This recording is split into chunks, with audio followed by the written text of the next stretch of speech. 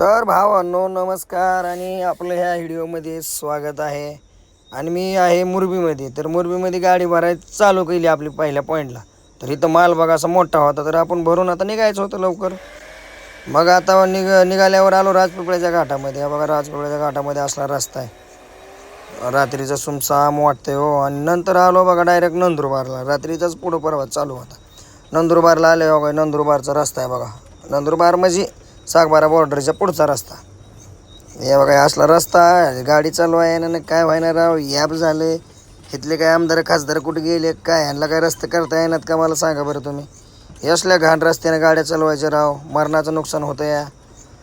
काही जमत नाही गाड्या चालवायला नीटनेटक्या ह्या रस्त्याने. गाड्याचं नुकसान होतं आहे, टायर फुटतात.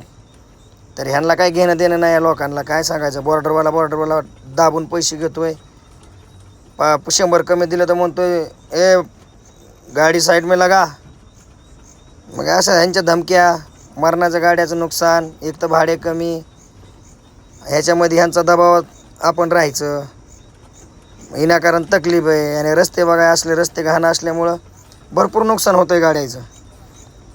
आणि हे माधुरचूद लवड्याचे काय आपल्याला कोणी आणून देणार आहेत का पैसे गाड्याचं नुकसान नुकसान नीट करायला.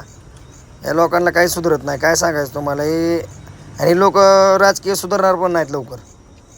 हे असले घाण रस्त्याने गाड्या चालवायच्या तर राव डोकं चालणं गेले माणसाचं. काय कसं चालवा आणि कसं काय करावं ते. हे रस्ते का बघा तुम्ही. आहे गे रस्ते कसले रस्ते सांगा नसतं तुम्ही. काय समजा हो. मरणाचं नुकसान होतं आहे. टायर फूट काय हो काय जे नाही ते होतं आहे हो. जे नाही ते सांगायसारखं नाही. एवढी डोकंदुखी या. हातपाय असं गळून जाते तो गाडी चालवताना. पाय असं कलच दाबता येत नाही. पायानं रेस दाबा येत नाही. एवढं नुकसान शरीराचं सध्या नुकसान आहे ह्याच्यामध्ये. असं नाही की हे म्हणून. हे रस्ते बघा तर खरं. हे काय रस्ते ते बॉर्डरचे रस्ते इथं. आणि पूर्ण 50-60 किलोमीटर रस्ता असला आहे त्या नंदुरबार. कसं जास्त आहे आपलं सागबारा बॉर्डरपासून नंदुरबारपर्यंत डायरेक्ट एवढा बाद रस्ता आहे बघा तुम्ही. आता कसं करायचं मग ड्रायव्हरांनी.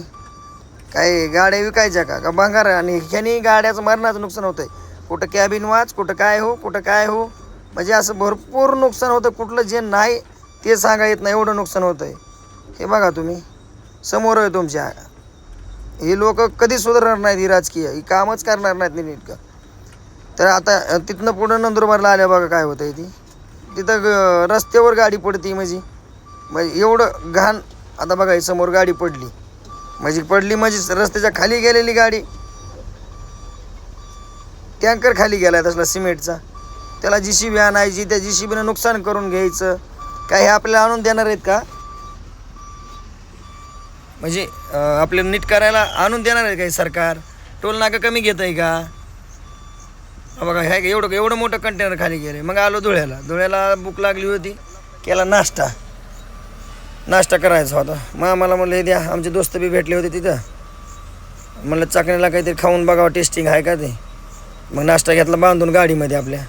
ते आपली गाडी पुढं लावली बघा धुळ्याच्या चौकात या. आपण 40 गाव होतो तिथं. मग गाडी चालू असतानाच केला नाश्ता चालू.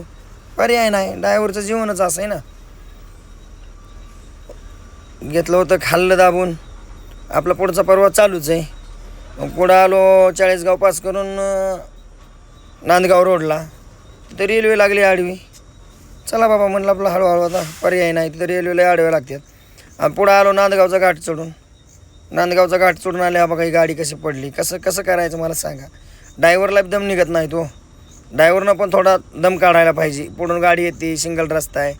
हे बघा काय कमी नुकसान आहे का. गाडी पडणं म्हणजे जोक आहे का. मोठलट डबा आहे ना ते मोठा बघा ते निवळ. त्या झालं डब्याचं कामच झालं ना पूर्ण. काय परवडणार आहे. हे डब्यावाला डायरेक्ट अंगा वाऱ्यासारखा. का ह्याला पडायचं होतं त्या तिकडेच समजा ना. म्हणजे इतके लोक बाळतात. आणि पुढं आलो बघा आपलं नांदगाव संभाजीनगरचा रस्ता. अहो रस्त्याचे खड्डे उरकानात. खड्डे नीट करीनात ही. आणि टोल नाक्याचं काम चालू आहे. म्हणजे टोल नाका तयार करायला चालू आहे. काय लोक आहे तो ही शासन आहे का काय मलाच समजा नाही गेले. आहे काय टोल नाक्याची जागा आहे. टोल नाका तयार करायला ह्यांना टाईम आहे. पण रस्ते नीट करायला टाईम नाही. मग आलो संभाजीनगर घाटाला. बघा कसं डोंगर हिरवंगार वातावरण वाटतंय. जबरदस्त सीन आहे का नाही तर भावांनो. आणि आपल्याला पुढं जायची काळजी गावाकडं लवकर. म्हणून आता हवेला लागल्या माणूस काय दम खात नाही. हळूहळू हळूहळू. आणि खराब रस्त्यापेक्षा रस्ता चांगला लागला माणूस स्पीड धरतोय जरा. आणि टाईमपास करावा, काय दुसरा टाईमपास करायला काही नाही म्हणून टाईमपास करावाच लागतोय हो, पर्यायच नाही. मग हळूहळू हळूहळू आपलं पुढं घाट पास करायचा आणि पुढचं आपलं म्हणजे चालूच असतं जायला. बघा बघा वेळ झालेला होता भरपूर, घरी जायचं होतं ना. आता आलो बघा मी मांजरसुंबेच्या घाटात. तर बीडला यायलाच मला उशीर झाला मरणाचा. हे बघा मांजरसुंबेच्या घाटाखालचं हॉटेल ब्रिजच्या साईडला. तिथे वाहनं जात नाहीत काय नाहीत तरी पण जबर चालतंय बरं का. म्हणजे ब्रिज झाल्यामुळं खालचा रस्ता बंद झाला ना क्लिअर, त्याच्यामुळं तिकडं मोठ्या गाड्या कंटेनर उभा राहायचे पहिले, आता राहत नाही. त्यानं आता आलो मांजरसुंबा घाटावरी. तर हे बघा कन्हैया हॉटेल आता काय आपलं गावच राहिलं इथून 20 किलोमीटर. एकदा मांजरसुंबा लेप मारला डायरेक्ट